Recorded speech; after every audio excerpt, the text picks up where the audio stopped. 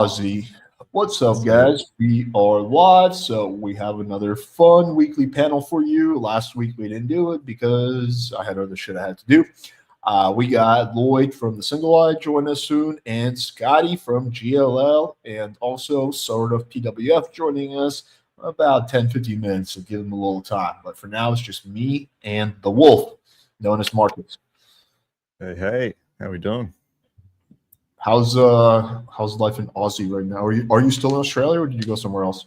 Nah, here in Australia. I'll be here till I'll do boot camp in Bali end of the year, and then off to America in May. But otherwise, enjoying the summer here, which is nice, man. What part of America are you going to? New York. Why New York? Why always New York? Why not go to like Miami or LA or any one of the other million cities we have in our lovely country? Man, I think for coaching, in my opinion, New York's just the best. So the volume there is really nice. The night game's not too spread out or not too loud. I prefer that. We did a couple in Miami, but I just prefer New York, to be honest. Interesting. Yeah. I grew up right outside of New York. I was 30 minutes from New York. And I used to go there a lot when I was in high school. But I never really – I do think it's pretty good for game, but it's not a city I ever really want to spend any significant time in. Yeah, but I think living there would be fucking annoying. Like, it's super pricey. It's like very crowded. I don't know about living there, but yeah, definitely for boot camps, it's my favorite sport. Gotcha. All right, let's jump jump in. Man? I'm well. Yeah, just basically working a lot. Yeah, bro. Nothing really even that exciting. Just fucking answering emails and making videos. And all that shit. Damn, bro, you got a lighting setup in the back there. Yeah, it's not even really ideal. I just moved into this apartment about 6 weeks ago, but this is the least sucky way I have figured out of setting it up without having to like take my lights, which I need to be over there for shooting videos, and move all of them over here. And one of the lights broke, so it doesn't even like go up, and I just don't want to spend money fixing it. So. That's kind of I feel you. Yeah, my tripod broke for my camera, and I just like super glued that shit in the one position, and then it snapped up after that. So I'm like, all right, I need a new tripod. I've given up on like the fucking those, that mic that you have right there, like those types of mics. Yeah. I have like 2 of them, and every time I use them, there's always some kind of an issue. Like I have one literally right here. It's like right here, but just every time I use one, there's like fucking 5 million issues. So I've just given up. Is that a Blue Yeti or what type of mic is that? Well, yeah, so Blue Yeti, that's black. Yeah, black Blue Yeti. Okay. I need like some fucking small Asian person living with me that can constantly fix this shit. Yeah. I mean, I've developed some Indian tech skills since setting all this shit up. So if you ever need a hand with the audio stuff, I can probably help you out. Yeah, I want to take you up on that. Yeah, maybe before the next one, we can jump on like 15 minutes early. Yeah, for sure. Show you what issues I'm having. Yeah, sounds good, man. But yeah, we got one dude in the comments who made like 8 different posts. So hopefully, Brian. Okay. How would you advise getting back with a girl who I've slept with and dated for 1 month, still talk to, is cool, hang out with, who is mutually exclusive with someone, but is still not boyfriend girlfriend with him? She says she doesn't feel romantic chemistry with me, but likes me as a friend. I know I struggle with not breaking sexual tension. She's also a quiet girl and used to being hard to talk, read to. I did get too mushy and a bit needy with her, so I assume that pushed her away a bit. Definitely. She tends to take a day to 3 days to respond unless we have plans to hang out. I asked to do a photo shoot of her for my photography class, which she was cool with until she said she wasn't comfortable with doing something like that, that she's currently considering that she's currently seeing someone. Wait, she's seeing someone that's not you? Yeah. If there's any advice you guys can give me to get this girl back, getting her current, if I should play along with it. No, the problem is that you got needy with this girl. And I guarantee you what you wrote isn't even a fraction of the total neediness that was probably displayed. Also, like I always say, like you've known each other for a month. Why are you pushing for a relationship? Like you should just be content with just like hanging out and fucking her for at least a few months. And even then, once you get past a few months, 3 months, 6 months, whatever, it's better for girls the one that's pushing for a relationship, not you. But yeah, I'm not trying to say the issue is that you got way too needy, and yeah, you just in these situations you just got to move on. This is like not the advice people want to hear because they want to make it work because they have one nights and they want to make it work with this specific girl, but it's extremely unlikely to happen. You're better off spending that time just talking to new girls. Yeah, I mean, you hit the nail on the head when you said this is not even half the neediness like that he's typing out. There's probably so much more. And the real question, again, is not how do I get this girl back? Number one, you never fucking had her. She's like exclusively dating some other guy right now, it sounds like. And you dated for a month. Like, you had an acquaintance you had sex with. Like, you never had her, right? Like, this isn't a relationship. The thing is, you probably built it up in your head as one, right? You probably pictured moving forward, having kids, getting married, dying altogether or some shit. And so now it feels like you've lost this like long relationship where really like you knew this girl for a couple of times. The real question here is, this is unhealthy, this attachment that I have to this girl. It's unhealthy that I'm coming to this stream asking this question as opposed to like getting better and moving forward. Like, the real question should be like, why is this happening to me? And how do I overcome that feeling so that I'm not as needy next time? And then you can have a girl, as Alex said, chasing you, and after 6 months, this girl's like begging to be in a relationship with you.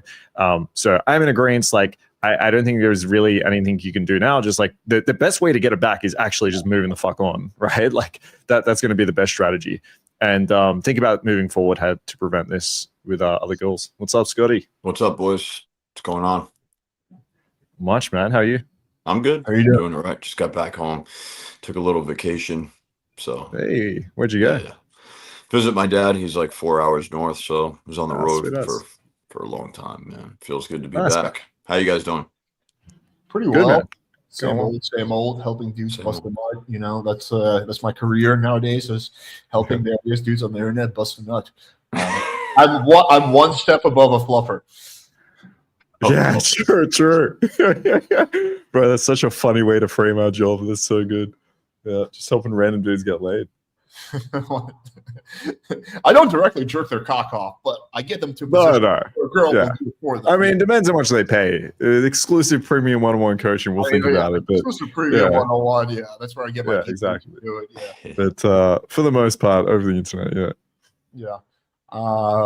Was Alex joking when he said he was running for Congress? No offense, but there's no way to elect the world for a former PUA. I was not joking at all. I do plan on doing that in the next few years.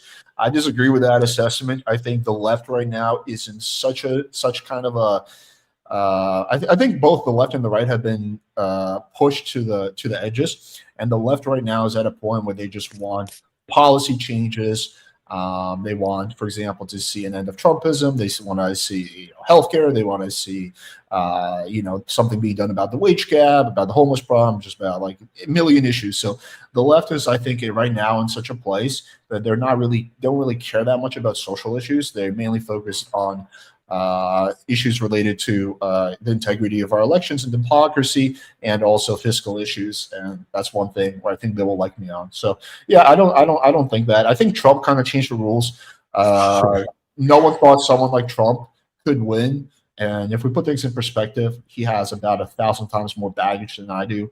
I think I could easily spin everything I've done in a good way that will agree with most people. It's like, hey, listen, a lot of guys struggle with dating. There's a big male loneliness epidemic. Some of them kill themselves. I've helped thousands of guys not only get laid, but also get into happy relationships. Here are the people who got married because of me. I've had letters that this guy was about to commit suicide, and then he did. It's a true story. So, yeah, you're saying that helping men is wrong? Like, I can rephrase that pretty easily. Bro, Trump was on. I listened to this again the other day because, like, the grab him by the pussy thing, you hear so much, like, as a meme. But, like, I heard the full conversation, and it's pretty wild. Like, he's literally like, yo, I'm a star. Like, he's, I think, engaged at this point. He's like, I can just grab a girl. If they're attracted, I just grab him and kiss him. Like, they let you do whatever you want when you're a star. Like, you can.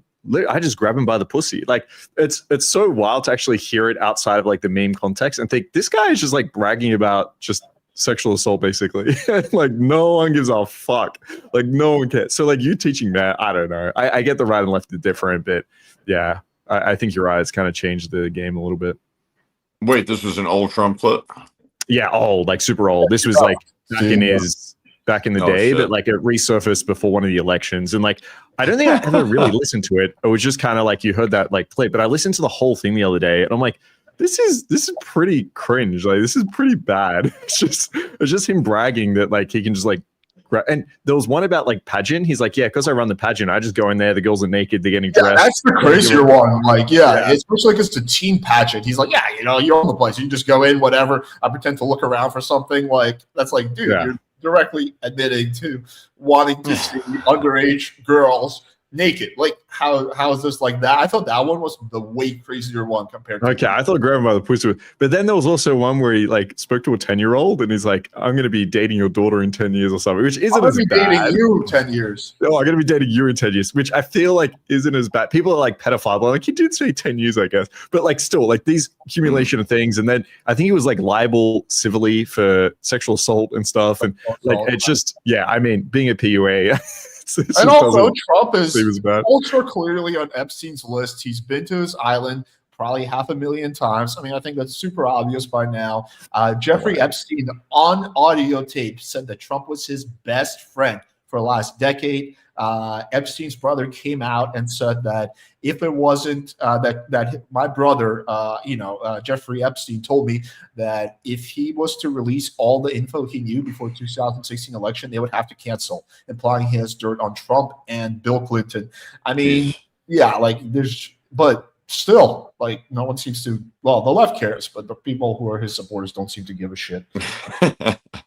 Bacon said, "Didn't Marcus try and brag about grabbing a girl by the neck in the club, trying to frame it as dom behavior? What an absolute white knight hypocrite." Yeah, I'm not talking about like just going up to a random girl and fucking choke her in the club. I'm talking about like when you're in an interaction with a girl and it's going really well, instead of like making out with her, which feels a lot of time a little bit validation seeking, you can display some dominance there. So instead of getting close and being like, I'm going to kiss you, you can get it close and be like, don't make me fucking do this. Especially bratty girls that want to be choked, which is over half of the women. Then I would do that. But I'm not talking about going to a club and being like, look, I can do whatever the fuck I want. I'm just going to grab a girl, fucking choke her, and like, it's very different. So that's such a cringe take. Holy shit, those two things could not be any more different. One is, first of all, Marcus is not bragging. He's giving dating advice for a specific situation. Right? Trump is not like, hey, listen, so that celebrity game. I think when you're famous, you don't have to deal with as much LMR, so you can get away with more. Like, like you can touch them a little bit more, right? Because you're a celebrity. Like, he's not giving dating advice. He's literally bragging about all the shit he can get away with because he's a celebrity. But anyway. Are you sure he wasn't teaching a session on clout or status or something like that? I mean, that's gonna be like Trump's. He does like a million different grifts. His next grift, like after when he's no longer president, is gonna be like a book on like Trump seduction or whatever. Bro, it would not surprise me. How I grabbed Angela Merkel by the pussy or some shit like that. True. That's funny. Guys, after the first date, how do you keep things warm with a girl over text? Often you text until the next time you meet up. I mean, I have a video on this. This is a question that's like super common. I have a video on this. The short answer is you just text her here and there. I don't have like how often. It's like asking how often should you text your friends not to lose the friendship. There's not really a clear answer there. Text her a bit back and forth. Don't ghost on her for a long period of time, but also don't be blowing up her phone. That's the answer, really. Yeah, and I think it also depends like how much value you have, right? Like if this girl's like completely love you probably don't have to text her that much at all. And then like I think something guys should be asking is like rather like what to text, because sometimes guys just try to keep it warm by saying like how's your day, how's it, but then as Alex said, you start to feel like needy. So but anyway, you can check out Alex's video. Yeah. All right. I remember what? Sorry, dude. John Anthony Lifestyle won $700K in defamation case against. Let me scroll up. That's Modern Life crazy. Dating. Is that true? No fucking way. That's crazy. Sorry, I just saw it in the comments. I cannot imagine that's true at all. And there's no way, even if he did, which I doubted, there's no way he'd be able to connect. They live in different countries. MLD lives in Japan. Just I can't imagine that actually happening, but could be wrong. Also, can we just quickly acknowledge how gay it is to like sue people because you disagree with like, or okay, fine, even if they lie about you on the internet, like my solution to that is either challenging them to a debate if they're important enough, or just clarifying what they're lying about. But like, I would never envision myself like, oh, there's a lot of people that lie about me. I would never envision myself like, let me sue them, let me spend money on lawyers, and it's fucking kind of gay if you ask me. And also, like, it's really, really difficult to win a defamation case with someone that's like online and like a public figure, right? Like, you need to actually show that you're intentionally like lying and know you're lying, and it's a hard thing to prove. Although I did think that MLD really took it to a different level of lying, as far as I remember from ages ago. I don't know this guy. Yeah, okay, maybe so. I mean, that guy's a massive piece of shit too. He kind of. I've seen a couple of clips. He seems like a fucking loser, but yeah, he got like embarrassed by that girl on Suscast, Valuetainment. She called him out, and he like walked out. It was like, oh, that's what, yeah. Angela Knight, that was the girl. I actually had her on my podcast afterwards, but she like basically ended his career. And then Adam produced a video showing how he like broke a bottle on a girl's head and just all the cringe that he does. And yeah, he was persona non grata after that. I remember Scotty saying North Carolina cities are weak, but ATL and YC are solid. Where else is good? Question for you, Scotty. Where else is good besides ATL and NYC? I mean, dude, I'm in Miami. I'm doing all right. It's a good city. I would probably put it in like the top 10 for sure in the U.S. LA's good, I guess. Santa Monica. I always do good in California. I don't know. What else is good? I mean, those places aren't awful. I have a few clients that are crushing it in North Carolina and South Carolina. So, like, yeah, they're mid-tier. Oh, yeah, Philadelphia is really good. I had a great time in Philadelphia. I would definitely recommend Philadelphia. Most large cities are good with the exception of San Francisco and to some extent San Diego. And anywhere in Alaska is going to suck. But really, most mid-tier cities where they're decent ratio or larger cities are going to be decent. Like Dallas is going to be good. Houston is going to be good. Albuquerque, New Mexico is going to be good. Chicago is going to be good. Like most places are pretty decent. Did you say besides San Diego? San Diego's awesome. That's a really good spot. Yeah, the problem with San Diego, their ratio there is very skewed because there's a lot of like super jack military dudes there. So the ratio, like I've gone out in San Diego and the ratio of the bars wasn't the best. Like LA has a much better ratio. Like when you go to like certain parts of San Diego, you go to a bar. I remember one time I saw one chick and like 35 dudes. Yeah, the last time I was there was 2012, so maybe you're right. Yeah, I mean, you know, it was a gay bar to be fair, but still, you know, the ratio was a little off, you know. I was like, yeah, what the fuck is that one girl doing here? All right. How do you initiate intimacy in LTR? I mean, like you just like I don't know, whenever I want to have sex with my girlfriend, I just start kissing her. Or I like grab her hand and put it on my dick, or I just say, is this guy trolling or? No, I don't think so. Or just say like, hey, you want to have some fun? I don't know. There's like so many different ways. Like when you're in a relationship, you don't really have to ever worry or think about it. Just like you can have sex whenever you want, basically, assuming your partner is like not non-sexual. Yeah, I mean, is he getting like Elma from his girlfriend? Like, yeah, I guess like why? Like, why you ask? Yeah, maybe. I mean, maybe it's a case that this girl's just like got a really low sex drive, and you've got like a really high one or something. Like, maybe that could be a better question. How do you manage that? But yeah, let us know. Waffent. That's why I hate Latinas, because Latinas are always DTF. Oh man. So did you find out if it's true or not? He said, Arnak, July 10th. 2025 jury verdict for whatever 723,000 awarded to Jordan, Florida for defamation, torturous interference with business relationships, and intentional infliction of emotional distress. Apparently, he posted it on his community page. So I've asked him whereabouts exactly, so I can check it out. But I don't know. Oh, 225 is still pretty fucking good, though, man. That's pretty damn good. 225,000. Oh, that's 723,000. Sorry, but again, like yeah, I wouldn't take stuff that he says at face value. I need to see some kind of evidence before I could believe that. Sure. What's up, Lord? Lloyd. How you guys doing? It's been a while. What's up, Lloyd? How you Good, doing? mate. How are you, bro? Always are back in town. I'm doing good. We were just talking about this gay bar I was at in San Diego and how there was like too many girls there. Shit, man. Never heard that before. Yeah. Playing with fire. Why did you stop speed dates? You used to do them all the time. I've explained this so many times, but again, it's too much work, too low of an ROI. It takes a while to organize it, set it up, and then you guys want new girls every time. So if I have on repeats, everyone complains. So I gotta reach out and schedule a bunch of new girls, and then some of them are gonna flake. So it's just a massive pain in the ass, and there's no ROI in it for me. There's like I'm demonetized, so I can't get super chats. I don't gain any subscribers from it. So there's really like no benefit in it for me to put in like that massive level of work. How come we get you remonetized, man? You were probably getting at least a few grand a month from that shit. Like 1,000, 1,500. I don't know. I can reapply in 90 days. I mean, this is the second time I've been demonetized. I got demonetized, I got remonetized for 2 months, and I got demonetized again. So maybe in 90 days I'll get remonetized again. I don't even fucking know. I've just given up on that. It's like, all right, well, this is no longer going to be part of my business model. I'll still do content. Obviously, I've been keeping up with videos. I'm still going to make great content. But yeah, doing really complex streams that require a lot of effort beforehand doesn't make sense for me.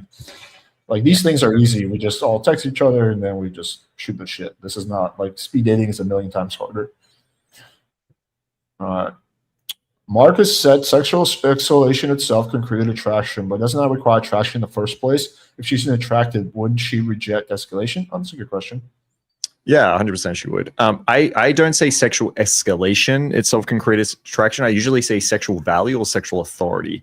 So, I mean, there might be an exception where you have enough value to make out with a girl, and maybe you make out with her in such an amazing way that she gets more turned on. But that's not what I mean. When I say sexual value can increase attraction, what I mean is if she asks you, or if you cold read her and you start to say like, look, I can tell you're a little bit more feminine, you're more submissive. And then she's like, holy fuck, yes, I am. No one's ever realized this about me. Yeah, I can tell you want a more masculine and dominant guy because every other guy out there is too much of a pussy. That's the type of value I'm talking about.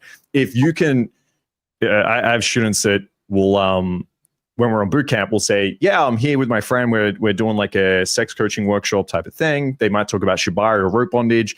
That in itself, you'd need like zero fucking attraction, right? You can run this with a group of guys around, right? You can talk about like a shibari thing or workshop, which is like Japanese rope bondage. And the girls now will be like, hang on, you tie girls up? You're like, yeah, here's some photos, hot girls tied up to the fucking roof. That in itself, like you didn't need any attraction before that. But now all of a sudden she thinks you're a fucking sex god.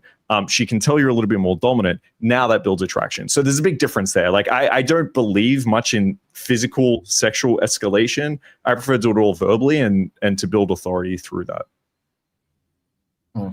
Yeah, I think you building authority through your escalation process, though, that'll definitely build attraction. And in and of itself, that is the escalation ladder. That's the first step, isn't it? What do you mean by the first step, sorry? I mean, when you're escalating with somebody, the first step that she has to get comfortable with is that dynamic, you leading the interaction. And I think that builds a tremendous amount of attraction. Yeah. Yeah, 100%. Yeah. But yeah, 100%. But yeah, usually when I'm talking about sexualizing or sexual authority, usually it's all this like verbal stuff. And then I think like guys misinterpret that of like, hang on, you say you're just going to like start making out with a girl that's going to build attraction. Like, what the fuck is this, some Donald Trump shit?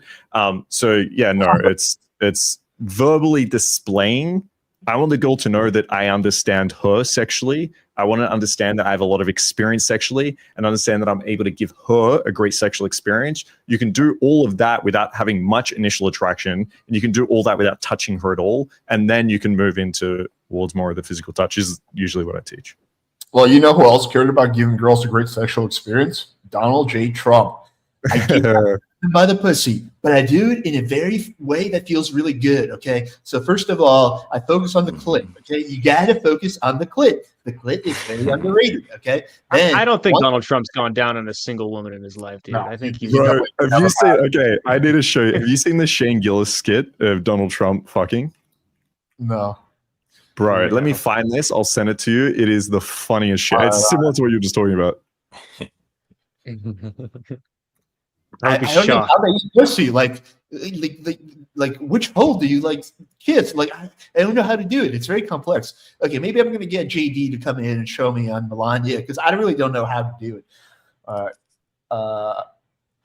I was feeling lost in life. I want to make money in business, but business isn't working. So I want to be a complete degenerate and smash many girls possible. Don't think this is healthy. Yeah, it's definitely not healthy. I don't know what else. Is there a question here, or do you just want us to validate that it's not healthy? I mean, that's let me speak on this for just a second. That's actually kind of the pathway that I took. I didn't really start my business until after I had gone through like a big degenerate phase. I don't think I would have been able to like start the business and be a huge degenerate at the same time, although I did a little bit. If you want to do that, homie, here's what you do. You go buy a plane ticket. If you can afford a plane ticket, go to Thailand. Probably don't want to go to Colombia anymore because it's getting a little too dangerous down there. Too many people doing it. You can get a job at a hostel if you speak English, and then I want you to be either a boat tour guy or a pub crawl guy, and then you will smash probably a new girl every single night, and you'll be getting paid to do it. And all your only qualification that you need is to be able to speak English and also be able to drink and not get too hungover. What Lloyd, you did the passport bro movement? It's the Trump sneakers SNL, I think. Okay, I did that for a little bit. Yeah, I worked, but I didn't get with very many locals. I only got with people like Europeans and Americans and Westerners that were traveling. Nice. Yeah. All right, let's quickly. This is only 3 minutes. Let's see what Marcus is talking about. The second, no, not this one. The second link I posted in the private chat, my man. Oh, second link. Okay. Yeah. 1 second. This short. Okay, I see it. Trump sneakers. Yeah. 1 second. You'll enjoy this, Alex.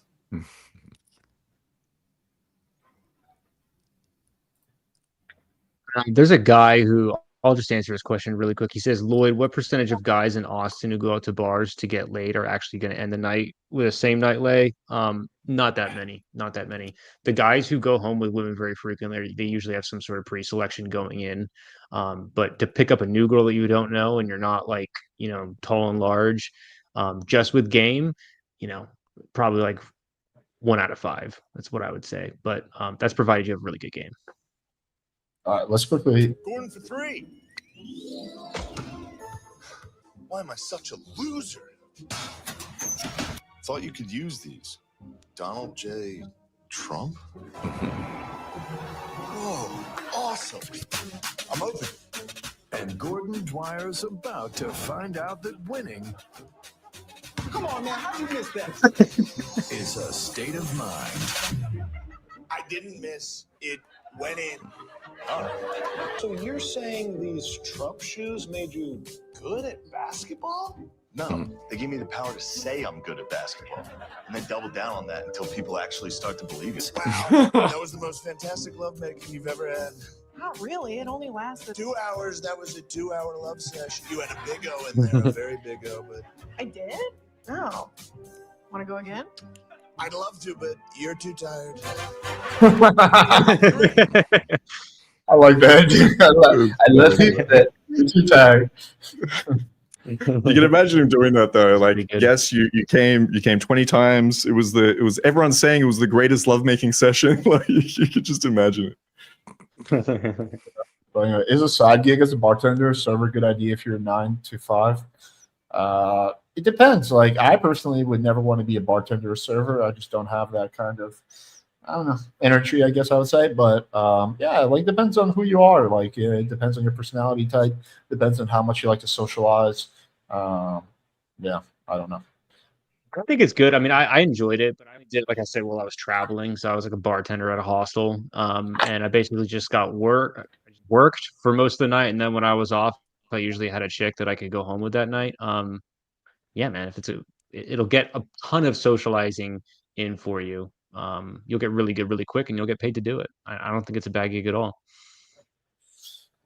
Social Blade says PWF channel peaked in 2023 for growth and it's done a lot. Is this just your channel or the entire manosphere? I don't know. Around 2023, I had a bunch of shorts that were going viral, and really the biggest thing that affected my growth was not being able to do sexual demos, which I was doing a lot in 2022, 2023. Those are always getting a lot of views, and then I was given a warning, I believe, in 2024, and I had a bunch of videos taken down, so I stopped doing sexual demos. So yeah, but it's still like, I mean, I used to get like 100 subs a day. Now I get like 60 subs a day or something. So it's not like a huge difference. All right.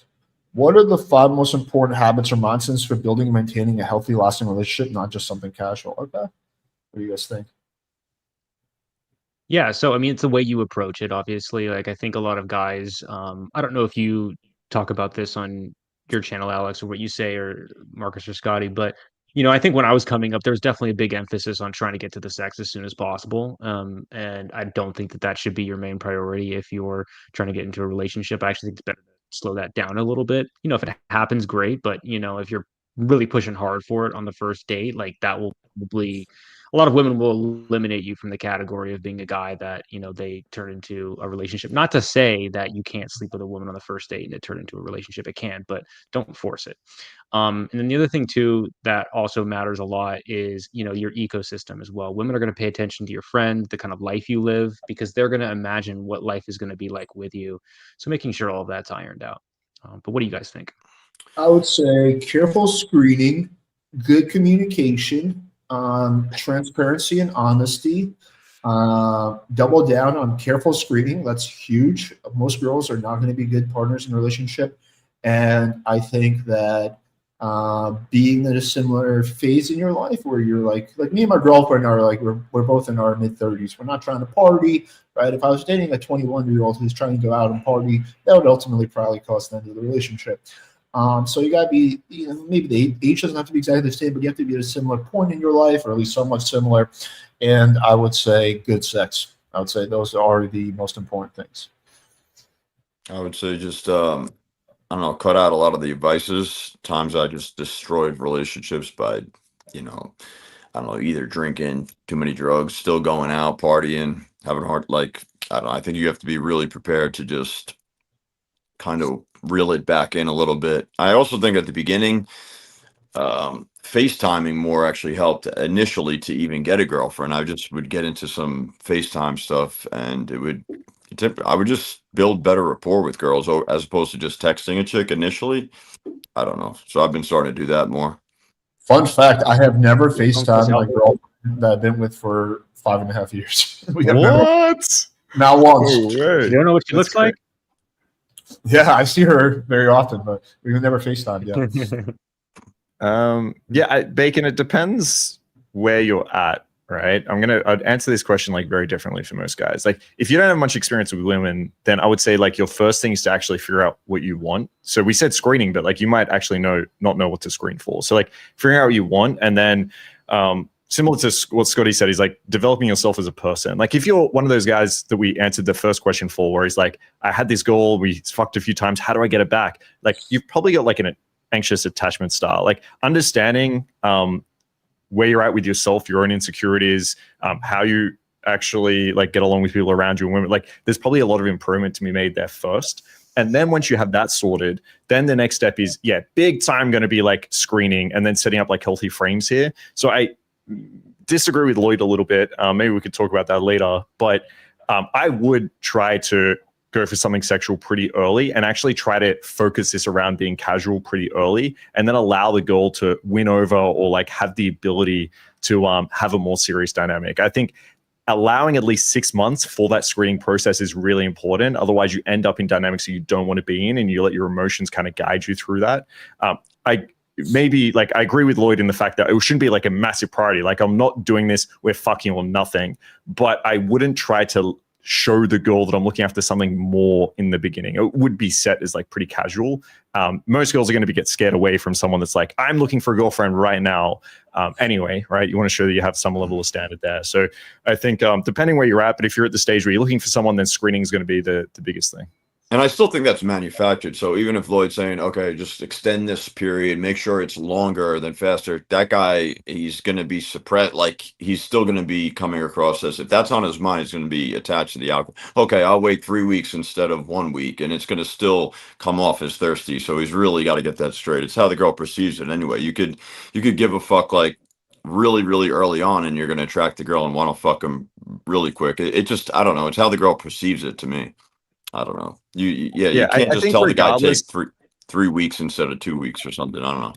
Yeah, I think regardless whether you're looking for something casual or serious, you shouldn't be like pushy for sex anyway. And I guess like to Lloyd's point, like if there's a girl that I don't really give a fuck about, right? Like she's mid, I'm leaving tomorrow the country or some shit, and I'm like, look, sex would be fun with her, but I don't want anything else. Then I probably would just be like, look, it's happening tonight or never. Like, and I would have that attitude. I don't really give a fuck. But if it was a girl that like was at least had a lot of green flags, and I was like, oh, she's kind of hot. I wouldn't give like an ultimatum if it's happening right now or never, but I'd still go for it, right? Like I'd still want to make it happen. I'd still try to deal with some objections there. I'd still show that I'm a guy that like fucks. And maybe Lloyd, that's what you mean. I'm not sure. Yeah. I think that's. I'm not saying that they should, like, you can't have sex on the first date. I'm not saying that you need to wait a certain period. You know, I'm saying like, look, you know, see if you guys click first, and then don't be forceful about like, you know, it's now or nothing. Basically, like I think there's some guys out there that think that you have to have sex on the first date, otherwise it's a failure, or you know, if you at least don't go for it, then it's a failure as well too. I've seen plenty of situations where guys were having dates where they were pushing for sex and they weren't getting into relationships, and then with the one girl who they waited for, they ended up getting into a relationship with them. So yeah, we might be just arguing over semantics. Yeah, and well, I also feel like there's probably a lot of I see this too, where guys lose a lot of girls because they don't actually make it happen. They are perceived as a little bit like soft. Like I mean being hesitant, basically like it's there and they don't take it.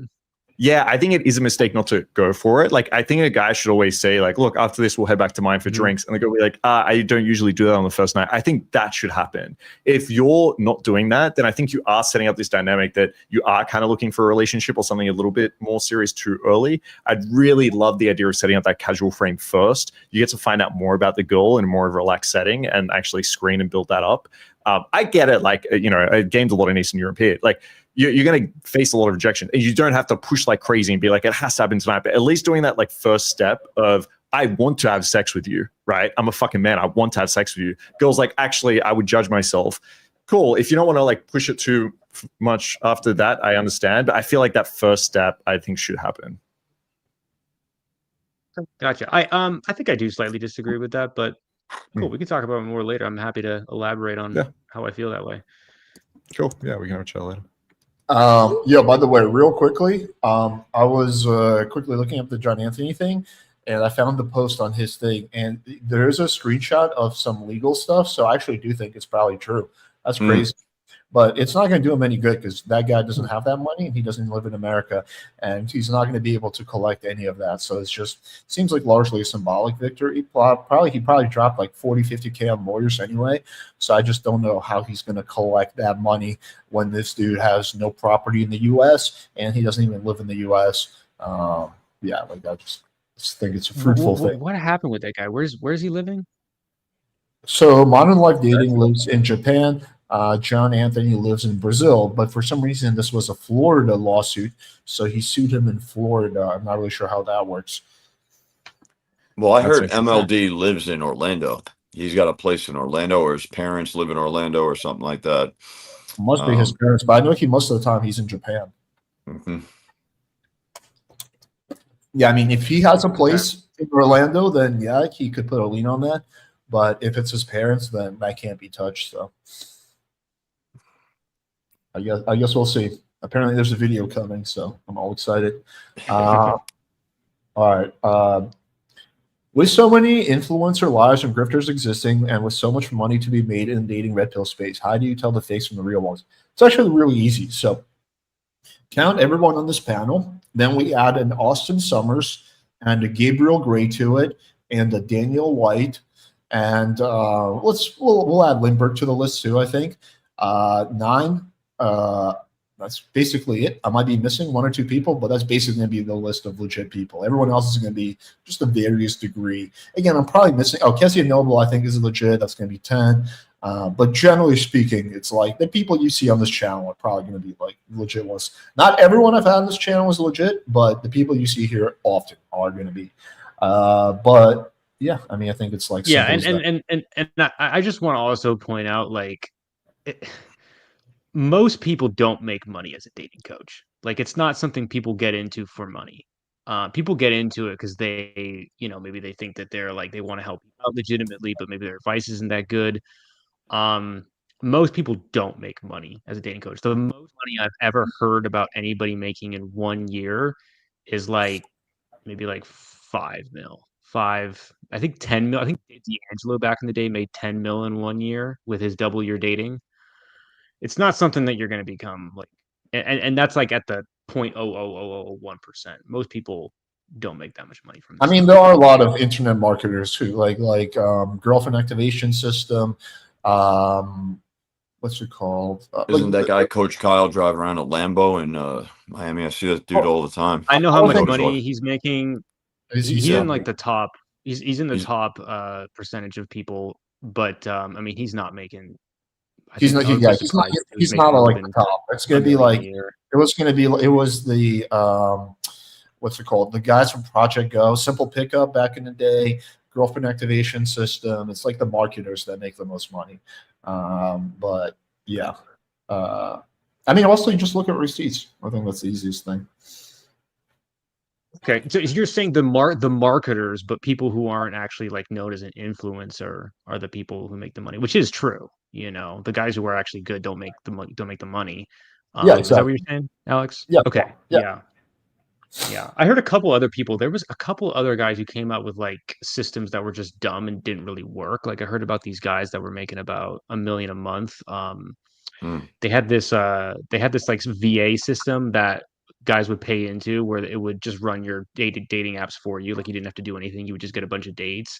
They ended up selling the company probably because it wasn't working to somebody for a lot of money. And I think they were doing $1 million at their height, but it wasn't a useful thing that they came out with. It's generally how it works with it's like fitness industry. It's like if you take steroids and you look more jacked, you're going to get more sales for whatever program you have. Yeah. So I'd say like the people who make the most money, I get kind of annoyed by sometimes because they're not actually helpful. Yeah. What about those fresh and fit dudes, dating on demand or whatever they had? That stupid thing. Those guys. It used to make a lot of money. I severely doubt they're making anywhere close to what you are now. Yeah. Wait, how much does Coach Kyle make? If you're able to share. If I had to, I mean, he shared this with podcasts and stuff like that, so this information is out there. But I think he was doing $100K a month last time I checked, at least. Yeah, probably something around that. But that's revenue, you guys. That's revenue. We don't know nobody reveals what their profit margins are actually. You could spend $75,000 on ads and then make $25,000 profit from $100K. So. It's really tough to tell. Like same thing with Men of Action. Men of Action are doing really well, but they're not really a dating company. And then on top of that, they have to split it 3 ways. And then they spend a lot on ads. So I have a pretty good like idea of like the echelon of how much money people are making, and it's not nearly as much as people think. Men of Action splitting 3 ways? I don't know. Yeah, they have 3 partners. They have Miguel, Grant, and Michael Sartain. Grant's a friend of mine. He's here in Austin. Yeah, okay. No. Yeah. So, are they business guys or are they also? Grant's more of the CTO. He does all the things like behind the scenes. So he configures all of the stuff. And Miguel is kind of like more the marketer. And he's the face of the business. So he does all the content and they handle everything on the back end. And he does some of the pitching as well too. He does the live events. So yeah, they split it 3 ways, but they do probably the highest numbers that I've seen currently. But again, it's like, you know how much they spend a lot on ads. You can spend a shitload of money on ads and not make a big profit margin, but have a big number to brag about, so you never really know. Yeah, their ads are actually pretty good. That's crazy too, because it seems like they look like they do lean on the dating thing. Like every one of Sartain's ads I see, he's like, cold approach is dead, blah blah blah. Like he's talking about bagging girls and stuff. It sounds like. What else does he coach? Yeah, just purely social. I mean, it's all social circle stuff. So it's like, he hosts a lot of niche though, right? Like is the same clientele. Yeah, I would think so. It's pretty much the same clientele, but they're there's differences. Like I've had a lot of people who have taken his stuff that have come to me, So like, yeah, people definitely do both. I think it's more designed to appeal to like the rich CEO crowd, like someone who has no experience with like PUA, someone who's just like a rich dude who hasn't been laid. And sometimes we attract those people too. But I do think there's also a big difference in cost. Like his program is not cheap, right? Like you can get my course, join my mastermind for like $300, right? That's affordable to the average person. Men of Action is pretty pricey. I don't know exactly, but I can't believe they charge $400,000. That's insane. Yeah, it's like how much? Well, it's like 5 figures. I would say, yeah, it's like 5 figures. I think I don't know how much it is. Marcus was kidding around, and then Lloyd's like, "Yeah, I know, that's crazy." It's actually like the real number.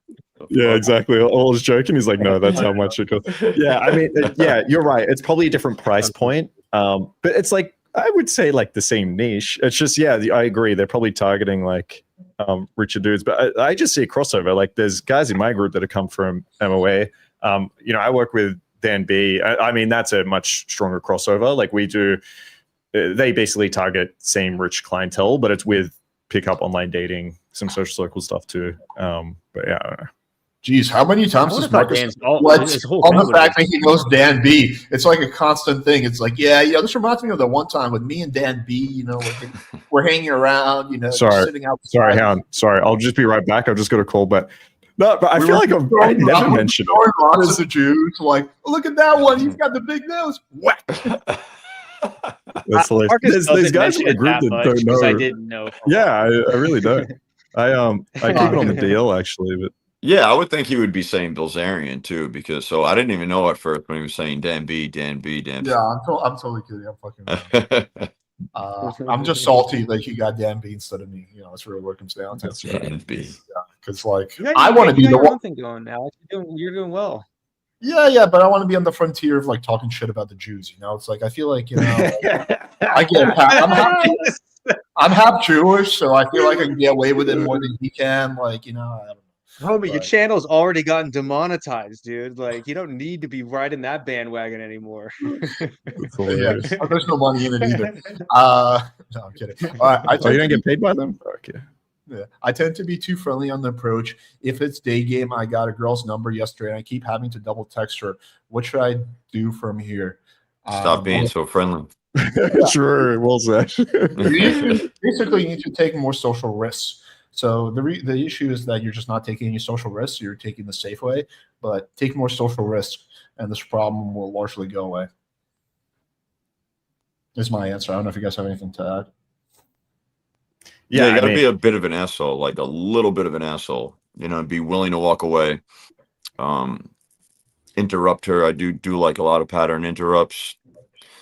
Just if you're being friendly, that means you're not doing a lot of like teasing or flirting or touching a little bit. I mean, so yeah, what's this? Yeah, I mean, Drew, Oh, sorry, go on. Sorry, Marcus, you go first. No, you go. I got lag, so go for it, bro. So what I would recommend, usually it's like, okay, are you trying to be liked or are you actually trying to have like a good interaction, right? If you're trying to be liked, you're probably going to be too friendly. But what I do is like when I come in, it's like I'm also judging her. I'm seeing if I like her, if she's being boring or lame or her answers are just short, she's not even. I don't like that, dude. I'm probably going to walk away and talk to somebody new. So, just make sure that you're going for what you want as well and not just doing things because it's the right thing to do. You want to upset her. Like, fuck that. Be willing to be disliked. Kind of what Scotty was talking about. Yeah, 100%. I think everyone's nailed it. Drew, you figured out the problem. Now you need to figure out why you got the problem. So if it's something like Lloyd said that you're not screening, or if it's the fact that you're just not challenging at all, or it's the fact that you're trying to have a good a nice interaction instead of like facing failure. You just need to ask yourself that, figure out what it is, solve for it, and then realize that like you said double texting and shit. Like if you have a friendly gay interaction, like don't even bother fucking texting the girl, right? It's just not going to go anywhere. So fix the interaction first, and then figure out the texting. Hey, by the way, guys, do you have? Sorry, you go ahead, Alex. No, go ahead. Okay, so do you guys have gay or guys who kind of act a little bit gay when they go out? Like that's their game. Yes. You have friends that do that shit. Does that work on purpose, but I mean, I use a gay opener sometimes where if there's girls that are really hot that have been rejecting everyone, I will just go up. What's the gay opener? I will very flowerily say, "Oh my god, you look amazing." The girl will respond well 100% of the time. Like I will literally, "Oh my god, you look gorgeous." She's like, "Thank you," and I'm like, "So where are you from?" And then like she's stuck. She's in the interaction now, and it works every fucking time.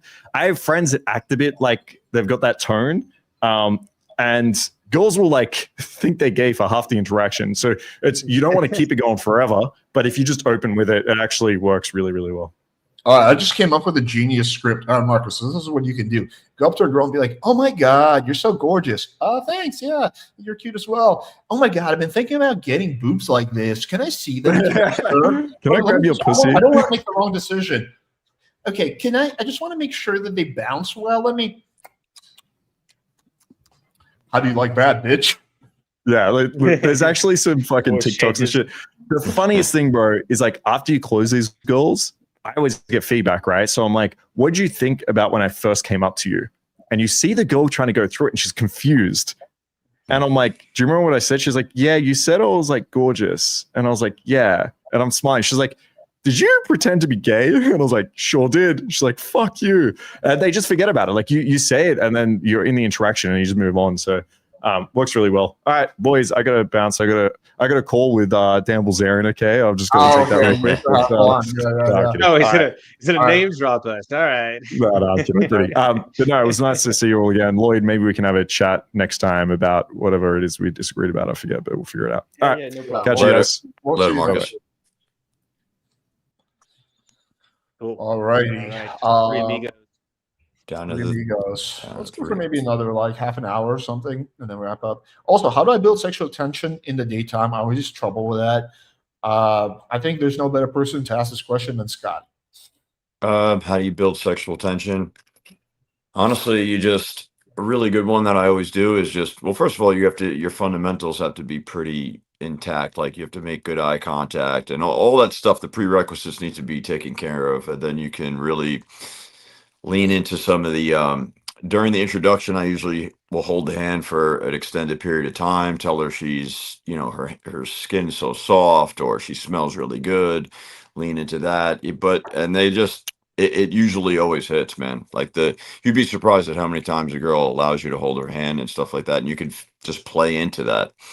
You have really soft skin, things of that nature. I think it's really good. I usually always say like she smells really good, which is usually true to begin with, but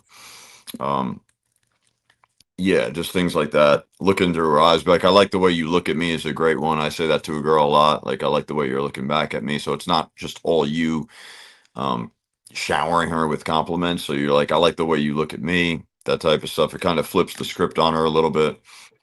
Yeah, so it's all good. Also, there's a video where literally Scotty demonstrates this on my channel. I think it's called something like how to go sexual very fast during the daytime or something. So just find that video and you can watch like all of this literally play out in front of your eyes. So check that out. Anything to add, Lloyd? No, I think you guys crushed it. Okie dokie. Playing with fire, you're going to react to the jail. I am not. I've given all my thoughts already. I have really nothing to add. Plus, me and John are in a legal agreement where we agree not to talk shit about each other, and there's no way I can do that video without talking shit. So, nah, it's not that important anyway. Hey, Alex, would you say the girls you won over in frame battles had a weak frame most of the time when I hold ground and make them second guess the results of block on match? Oh, you're having frame battles online? Well, so generally, like, frame battles are best done in person. Um, yeah, I mean, I have a lot of videos on frame control that you could check out, but most of that is in person. Uh, yeah, and then like, would I say they had a weak frame? Well, I think most people in general have a weak frame. So it's not like specific about the girls. Um, but yeah, I mean, I kind of go into this a lot more What's detail. making him call it a battle? Why does it have to be a battle? It's just a terminology. What he means is like, yeah, where I believed something and she believed the other thing, and getting her to come around to my point of view. Okay. Yeah, I feel like you don't have much leverage if this is based on the internet with a frame battle or whatever. But yeah, I don't have much to have. It also goes to. Oh, sorry. No, it's also. Go ahead, Lloyd. I was saying it just depends on how you do it. Also, you have to like, you can't be too aggressive. You have to be like kind of subtle and ask questions. They get her to question her own frame. Like I have a lot of examples of like lay reports that you can read on my website. You can see me doing that, but it's always pretty subtle. Like I started like when the girl's like, I'm not into hookups. I'm not going to be like, well, actually, blah, blah, blah. I will just say something like, oh, when exactly did I say I was into hookups? Right? You get her to question her assumption. That's kind of how you do. Real frame control is subtle and it's not in your face. So yeah, that's probably also another thing. Yeah, I don't know if I would like. It just seems like if you come in with that kind of energy where it's like a battle and you have to win her over to your side. I don't know. I just that sounds very adversarial to me. But maybe I'm thinking about it wrong. I don't know how you define that, Alex. Yeah, I just think it's just terminology. I see the point you're making, but I think he's just talking about like, hey, this girl believes this, I believe that. How do I persuade her to come around to my point of view?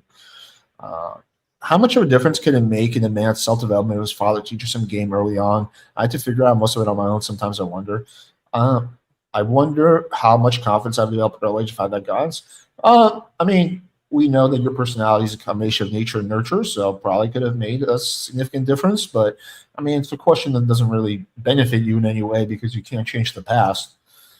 It's like a woman wondering, like, hey, if I wasn't a feminist when I was 18, how much more successful relationships could I have had? It's like you can't change the past. So yeah, probably will play a role, but in terms of quantifying it exactly how much, there's no way to say.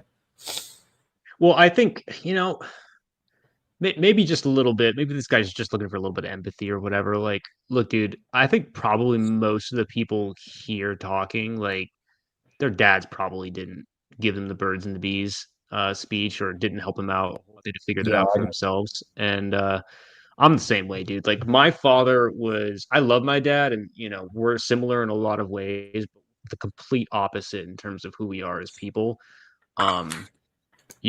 My father was very different in terms of like he always had a girlfriend and he was always like kind of like nicer guy. He would never approach a woman if he saw her. And I'm the opposite. If I see something, I want to go after it and I don't give a shit what anybody thinks. And, my dad does. And so, growing up in that household where my dad was much less, he would initiate things a lot less. He would, in my opinion, he didn't go after things as much as he could have. And so I kind of was brought up into this atmosphere and I'm like going out in the world and feeling frustrated and not knowing why. Like why am I not getting the things that I want? And it was because, the person around me all the time was doing that, but he was comfortable with it and I wasn't. And so like I definitely think it changed the way I saw the world growing up. And that frustration led me on the journey that I am today. So I think it does make a huge difference. I think that I'll meet guys who are quote naturals, and then I'll meet their dads, and their dads are exactly like them. Yeah, I think the importance of having some sort of like mentor or like a friend or cousin or an uncle, somebody who is doing this, which means just going after what they want or walking up to hot chicks and winning them over, so to speak, or whatever in person doing, I think that makes a huge difference if that's what you're looking for. Yeah. But as far as my dad, really didn't, he was a charismatic, funny guy, but I only saw him in the context of like a relationship with my mom. That was it. So, but I do think it was, so I had to go out and see, I sought out teachers and coaches and shit like that. That's exactly what I did, to be around it. I think you need that osmosis effect of like being around somebody who's getting chicks, getting laid, getting numbers. Like it develops a lot quicker. It does help. It absolutely helps. Without it, I don't know. I don't know too many guys who just dig themselves out of it based on just reading books and things of that nature. My dad married my mom when he was 21. And so, according to him, he had slept with over 200 girls before he met my mom. Then, when I told my mom that, she just literally laughed and she's like, "That's so cute. He thinks that." And she's like, nah, I don't know. She didn't believe it for a second. She didn't believe it for a second. So, I don't know what the truth is. To be fair, after my parents got divorced, my dad did pretty well, especially for his age. I know he hooked up with like a dozen girls before he met my stepmom. And most of them were like younger than him, like not in a creepy amount, not like, I'm not talking about 18-year-olds, I'm talking about girls who are in their 30s and he's like in the 50s, right? But he never, like my dad taught me a lot of things. A lot of things I know about business and just how to like discipline, I learned from him. But for some reason, when it came to game or pickup, he never taught me that. And I think I've talked to him later on in life, and I think to him, he just thinks it's obvious. He's like, yeah, just everyone knows this. And then like try to explain to him, like, well, the only reason I have a business is because most people don't know this stuff. And to him, that concept is like confusing. Of like, how do you not know how to talk to girls? But yeah, I mean, look, again, at the end of the day, this is an interesting philosophical question, but has no practical applications. Well, the practical application for him to do would be to like seek out some sort of mentorship or friends or something like that, because it does make a huge difference, I think. Oh yeah, for sure. I'm just talking about like stuff that already happened. But yeah, I had mentors. I had a mentor. He was actually a year younger than me too. Was one of my really good friends in college. I learned a lot from him. How do you convince girls who live far to come near your place? One girl stopped replying. Yeah, it depends on how far, but a lot of girls aren't going to be willing to drive over an hour. So I generally don't even bother matching with girls that are like more than an hour drive from me. There are some girls that will drive like 2 hours, maybe even 3 hours, but then there's some girls that just will not. So if she stopped replying, then she just doesn't want to drive that far. Building extra investment beforehand can help, but again, I think your time is much better spent on talking to girls who are close to you within an hour. Yeah, I mean it's better if they're closer. But I have gotten girls to drive. I'm sure all of you have gotten girls to drive far distances to come see you. You just got to make it worth their while, you know. Like if I'm talking to her for like a day, obviously she's not going to make that trip yet. But if I talk to her for 2 weeks, you know, and I've talked to her on the phone, maybe FaceTime, the odds go way up. And then when she gets here, basically I let her know like, hey, you know, we got a bunch of stuff planned. I'm going to take care of you. And then if you're feeling too tired to drive home, you know, you can sleep on my bed. I'll sleep on the couch. You know, they make it seem like I'm going to be a gentleman, and I am going to be a gentleman. But what ends up happening usually is we end up sleeping in the same bed, and it ends up working out great. But you know, you want to make sure that if she comes over, like, you know, you're going to do it's a long drive and she's taking a risk. So just make sure that when she gets there, you're not just fucking eating Cheetos and watching Sports Center. Yeah, the long distance ones, they seem to really pan out when it does happen. Like it just, I've never had that not work out. It's always been a slam dunk, like super duper easy when they do come. When they do come. Yeah. But I'm sure you've had many girls that like were like, "No, that's too far," right? Yeah, obviously. No, they actually entertain it. I don't know. They seem to be open to it. I guess because I'm open to it. I'll FaceTime them and I'll try to. Being that I've had a lot of like, I guess, proof of concept, I actually just go for it, no matter where it is. You know, I've had a lot of them work out. Obviously, some of them didn't. But in my experience, like if they're still talking to you, you know, there's a good chance it'll happen. If they're not interested, they'll stop talking to you, and they can see the distance. I think even if it does happen, like you're right that like when she gets there, it's easier because she's so invested. But just even if she's up for it and it's going to happen, it's like way more work to set it up because just, you know, so much more logistics involved. You have to generally build more investment. So I'd rather just focus my energy on girls who live within an hour drive of me. Yeah. If I had to guess, I'd say he's probably not meeting a lot of women near his place. So maybe he doesn't have a lot of options right now. So get some more options. Yeah. Okay. Here's a question specifically for Scotty. Does Scotty's game style work for lower SMV? As a 30-year-old, short, fat, bald, brown man, I feel like if I wander around the mall telling 19-year-olds to smell nice simply won't go over well. Well, I mean, part of these things, the brown part and the bald part is outside of your control, but the fat part is totally within your control. Like, you can absolutely lose weight, and you should. But I'm sure it's 2025. Let's be real. The bald part's well within his control too. Yeah. Okay. Fair enough. That one's at least. Yeah. You know what? You're right. So yeah, I mean, I'm sure there's definitely improvements you can make to your SMV. But yeah, go ahead, Scotty. It sounds like this guy's pretty convinced that no matter what he does, he likes holding on to like excuses. He's brown and this and that, and just, it's a very comfortable place to be, I guess, if you just grasped all these things. And when a lot of these things that you mentioned were in your control to improve, if you start self-improving little by slowly, all of a sudden you're going to be a better looking dude. You're going to have more confidence. And all of a sudden telling a girl that she smells good doesn't even seem that big of a deal. You know what I mean? As long as it's like it's a genuine thing, it's just very natural and organic. It's not that it's so far-fetched. To think that saying a girl smells nice is so far-fetched is already, that's a limiting belief tremendously. Like, you have to start little by slowly, social freedom exercises, go out there, talk to people, like I said, improve your look first and foremost. You have to do that. No, but I think the underlying question here is actually really fair and solid. So this is like, let me rephrase this question. So your style is, definitely like on the more aggressive side, right? On the more forward side. So he's like, the question is this: if you are someone who is low SMV, let's say it's outside of your control. Let's say you're 5'2", like nothing you can do about that. Let's say you're 5'2". Would that kind of style still work for you? Or in that situation, is it better to be a little bit more indirect, right? That's the question I think he's trying to ask. I don't just have a one slice it, like I do have plenty of clients, 5'5" Asian, ended up getting a threesome. So I have plenty of testimonies of it working, like it. And it's not just this way or what is it? What's the old saying? My way or the highway. It's like, no, if the guy will have to pull back a little bit. So for example, like when I'm with a guy who's got even a higher SMV than me, 6'5", he doesn't even need to sometimes go in that aggressive, because he'll like intimidate them based on his body and his physical nature, his raw material. Based on your raw material, you may have to scale back a little bit, but I still will always say you have to advance it. At the end of the day, it's the same thing. It's just you're advancing it towards, a romantic sexual encounter at the end of the day. So you have to go there eventually, at some point. So yeah, you may go in a little bit more subtle and indirect, but at some point you do want to move it in the direction of, okay, I'm here because I'm interested in you sexually.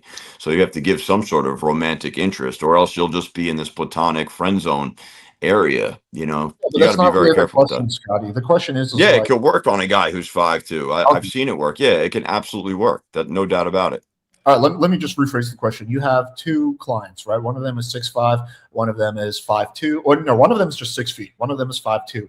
Is the approach you're going to give them going to be the same, or are there going to be differences between those two guys? How you're going to tell them to approach the girl initially? There'll be slightly different approaches, so that's why it's not cookie cutter. I'll have to like watch them very closely. So for example, a guy who's a little bit smaller in nature, I'll have him like, he'll have to go up a little bit more aggressive than the guy who's 6'5". Okay. It's that simple. So it's calibrating according to the guy's, physical nature, his tonality, the way he presents himself and carries himself to begin with. Okay, so yeah, there would be slight variations. There would be slight variations. But at the end of the day, I'm just trying to say is that eventually, yeah, he does need to kind of make his intentions clear, that he's not just there to dick around, because people underestimate the bold move that it is to actually approach a girl on the street anyway. So like, it's actually more incongruent than to just be like, oh, so do you know where Starbucks is? Instead of just saying like stopping a girl with a full head of steam, like that's a pretty bold action to begin with. So to me, it's more congruent to even say you're absolutely beautiful or something more direct in nature. So I don't know. They get actually thrown off because it's such a rare act nowadays, and it's a bold action to walk up to a girl on the street, that it becomes more congruent to tell her something very direct, or give her a compliment or something sexual. Let me just give my 2 cents on this. So I actually think that this doesn't really have much to do with your looks as much as it has to do with your. So I think the point that Samuel's trying to make is like, hey, well, I'm less attractive, so I'm worried I'm gonna have girls like fucking give me very bad reactions. But I think that much more has to do, when I go like really direct, but I think that much more has to do with your level of confidence, charisma, and social calibration.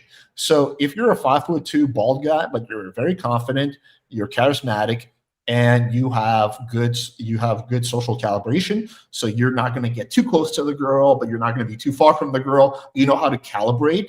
Like, you're totally good to go in a lot more sexually. I think that the guys who are going to get the bad reactions, and like let's face it, bad reaction just means the girl's like, ew, gross, and that's it. Nothing happens. Only your ego is, if you let it, is basically attacked, but nothing physically is going to happen to you. But that's more likely to happen to a guy who's not confident, who kind of goes in there like, hey, I think you're very hot, like, and then also he's not confident, he's not charismatic, right?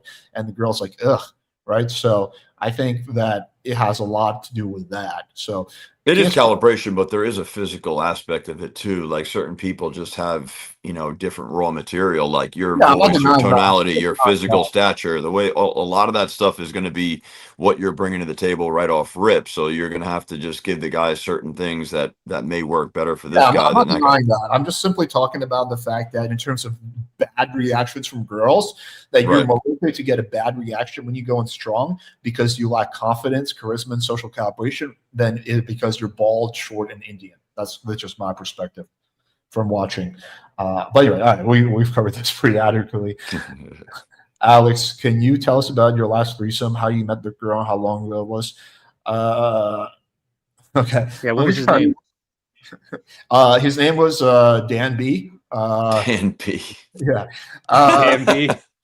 Let me try to think of a way to like explain this without like putting too much of my girl's information out there. So, okay, so we met the girl on Tinder. It was a year and a half ago. It's been a minute. I've been too busy with work recently, so I deactivated my Tinder, but now I created it again. So anyway, it was like a year and a half ago. It was Tinder. Basically, I was pretty direct. Essentially, I messaged her a little bit myself on Tinder. Then I got her number, created a group chat with me, her, and my girl. Girls just start BFFing each other, right, like within seconds. And then all I had to do is just moving forward, have things happen. The girl came over. Girls were just vibing out. I just chilled and then eventually started escalating. Yeah, that's the gist of it. Nice. All right. Let's do maybe like 4 or 5 more questions. Yeah. Okay. Question. I dated this girl and we made out the end of our date. Now she's sending mixed signals and has been distance. What can I do? Should I ask her what's good? Okay, just to be clear, you didn't date this girl, right? You went on a date with her. I know I'm being kind of annoying, but that's just an important thing to clarify because other people won't understand that. Difference. Yeah, and also I would really need to see exactly what kind of mixed signals she's sending. Now, what happens a lot of the time is a guy goes on a date with a girl. He thinks it went well. They don't have sex. And then the girl becomes more distant, right? Because she's not invested, because sex is the ultimate form of investment for a girl. So that's why I always say that, assuming the girl's consenting, you want to try to have sex on the first date, right? You want to, try to make it happen. I think a lot of guys, they get a make out and they're like, okay, that's good enough for now. So they don't even try to make sex happen, even though the girl would have been receptive. I don't know if that's the case there or not, but I've seen that a lot of times. But yeah, like she's just not that invested. It's really as simple as that. But I would need to see the exact text before I can tell you whether you should call her out or how you should address it. You can make a post to my forums, forums.playingfire.com, and with the screenshots, and then I'll take a look. But yeah, do you guys have any other thoughts on this? I mean, there's not enough information for me to know why she, there's probably some shit that happened beforehand. Maybe not. Maybe she's just going through some stuff. But to me, when someone's sending mixed signals is the message. It's not either this or that. It's sometimes she's into you, sometimes she's not into you. And if that's the person that you want to get, you're going to have to deal with that. But if you want someone who's more consistent, then find someone who's more consistent.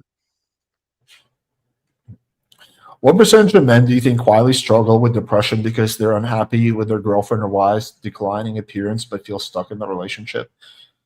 Uh, Not sure. I'm sure there are some. Yeah, trying to get good data on that. Actually, I saw a study, where it was talking about, female attractiveness and like the happiness of the guy, and generally a correlation, how attractive their partner was and how happy they were.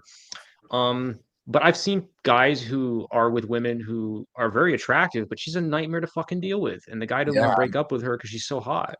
yeah. So I don't know if I can answer this question properly. I'll see if I can find better data on this because I'm not just going by my own experience. There's no correlation between the appearance of and how happy they are. That's my experience. I always thought that I needed to date the hottest woman, and so those are the kinds of women that I dated, and a lot of them came with problems, and I wasn't, I don't even know if I was happier with them when I was without them. Right. So it was more important for me to find someone who was both great looking on the outside and had, a great inside as well too, a meeting person. Um, so I don't know if I can give a straight up answer to this, but what do you guys think? You basically took the words right out of my mouth because I was going to say I think a lot of it I think has to do a lot less, if any, with the girl's appearance and much more to do with how she treats you. There's some Right. like I think if we take a guy, two guys, one they're everything, all factors being the same. One of them is dating a 9, but she degrades him, she's mean to him, she's a piece of shit to him, right? She constantly makes him worry, she cheats on him. And then you have like a 6, but who's just a total sweetheart, makes his life easier. The guy with a 6 is going to be on average a lot happier than the guy with a 9. And so I think a lot of it has to do with just like the girl's behavior and I think a lot of guys put up with way too much bullshit. Some girls do as well, but I think guys will just put up with such crazy shit. And I'll just want to look at these situations. I'm like, I would have bailed like fucking 2 years ago when this whole thing first started. And then because you don't do anything about it when she starts like behaving badly, she behaves even worse. And it's just like this forever cycle. And then she thinks you're a pushover, so she loses all respect for you. So then she starts acting even worse, right? It's like, dude, like, I don't know how like some guys put up with so much fucking shit. I would be depressed too if like my girlfriend was just constantly treating me like shit, but I would take action in the relationship. Like, I'm not gonna, I fucking love my girlfriend to death, but I'm not gonna, she starts like acting like a piece of shit towards me. I'm not gonna stay in that relationship and, just fucking put up with it, right? But yeah, sometimes, yeah, exactly. Guys don't really come from a place of abundance. It's like the hottest girl they've ever slept with. And they're like, oh my God, I got to hang on to her, which is why I think it's better to get into a relationship from a place of abundance. Because when you come from a place of abundance, you're like, listen, I love this girl, but if she breaks up with me, I break up with her. I'm not fucked. I can meet other girls as attractive as her. I'm not worried about that. And that causes you to put up with less shit. Yeah, I I think think what Alex it's said pretty was, shallow. sorry, you go ahead, Scotty. Oh, my bad. It'll be quick. I mean, yeah, I think it's pretty shallow, and for the most part, my experience says otherwise. Like, even if a girl, like, I think Lloyd said a 6 or something, or I think she'll actually go up in looks if like she's really treating me well. So I think the guy cares more about how he's like being treated, to be honest with you. If it's just based on looks, it's gonna probably burn out anyway, like sooner or later, you know. You gotta get your when you're vetting a girl, you gotta make sure you're compatible with this chick, like personality wise, or it just won't last long anyway. So shouldn't be in a relationship just solely on looks, or yeah, she'll probably get rid of you quicker than you could get rid of her. That's my Okay, thoughts. Jay says in all caps, I'm talking about a guy dating a 4 out of 10, not 9 out of 10. Yeah, you need to have some level of sexual attraction for your partner for sure. And like people say that, oh, okay, looks always fade. And so you shouldn't pick a partner based on looks. So we're talking about the other extreme, which is where you don't take looks into account at all. That's nonsense. Okay. Um, I think that women can look great as they get older if they maintain their appearance. I think there are plenty of women, who are in their 40s and 50s that look great and fuckable, and they've taken care of themselves. Yeah. But taking care of yourself is also a part of your personality mindset. if you're going after, if you're 30, like I'm 34, about to be 34. If I was going after 18-year-old chicks because they're hot, I have no idea if that woman is going to be hot when she's 35. I have no idea. And anybody can be hot at 18, but very few people can maintain that all the way to 35. And so those are the qualities that I would actually look for a lot more. Can she maintain her level of attractiveness? Is she doing the things to do that? And a lot of women don't, dude. You see the hottest chick, the prom queen. Look at her when she's 29 and married with 5 kids. She's fat, eating Cheetos all the time. Like it's it's a big part of the. There definitely has to be a looks threshold for sure. And if you're saying she's now down to a 4 in your eyes and you're not attracted to her, then either she's got to get her act together, or you leave her, man, if you're not attracted to her anymore. Simple as that. Let me also, I want to double down on what you guys said, especially you, Lloyd. So if the girl is a 4 out of 10 now, that means one of two things. She either started as like a 5 out of 10 and normal aging took place, or she let herself go and she got fat. It's one of those two things, okay? You're not going to take a girl who's 8 out of 10, right, or whatever, and she takes care of herself, has an active lifestyle, and now she looks like a 4 out of 10. I mean, maybe when she's like 75 years old. Well, I'm assuming you're talking about like a 5, 10-year, 15-year time span, okay? 15 years is not going to take you, unless she gets like cancer or something. But aside from that, if the girl takes care of herself, it's not going to take her from an 8 out of 10 to 4 out of 10. It might take her from an 8 out of 10 to a 7 out of 10 or 6.5 maybe at most. So it's just one of those two things is going on. You either started with a girl that was just a very small layer above that, or the girl just let herself go and got fat. And if the girl, and you want to nip that in the butt. Well, first of all, you want to pick the kind of girl that wouldn't let that happen. This is why I like Latinas so much, because a lot of them have that mindset. It's like, I'd rather die than get fat. That's super common. But you want Latinas in Miami. Let me be very clear. There are plenty of fat Latinas out Okay. there. But so you pick a girl who was just never really cared that much about her appearance, or you just didn't say anything as it was happening. Like, my girlfriend started gaining weight, I would like politely point it out, be like, "Hey, what's going on here? Like, what are we doing here?" Yeah, like, you do know I like the slender you, not the like I would point it out. I mean, you want to word it better. You want to be like, "Hey, babe, is everything okay? Like, you depressed? Like, what's going on? You like, gotta have a talk with her. Yeah, address it from an emotional standpoint first, and then if she's like running around happy and fat, then you're like, okay, what the fuck's going on? That's not okay. Yeah, dude. Jay, pick a girl that's hot, but in my experience, like, whatever level that you're used to date, think that you're just going to suddenly leapfrog up and get a girl who's like 2 points higher than that, and that's going to be the girl you marry. You're generally not going to get along with that girl. It's usually going to be like a few women that you've dated that you find attractive, like you pick the best one from that. That's usually what happens. All right, let's do 2 more questions. How important is clout? Seems like Gen Z is obsessed with social media and need 1K followers. No. The vast majority of people don't have any kind of clout that matters. The vast majority of girls I've picked up had nothing to do. They didn't know how many subscribers I had on YouTube or anything like that. So I think it definitely helps if you have it, but it's absolutely 100% possible to be successful without any clout. That's the majority of guys who are in relationships. Clout was not involved in them meeting their girlfriend. Yeah, I agree with important. that. It's also I've seen guys with really stellar like Instagram or a really great social media page, and they don't have very many followers. And then I've seen guys with hundreds of thousands of followers, and they're getting 0 DMs from women, and it's because of the content that they have on their Instagram page. I definitely wouldn't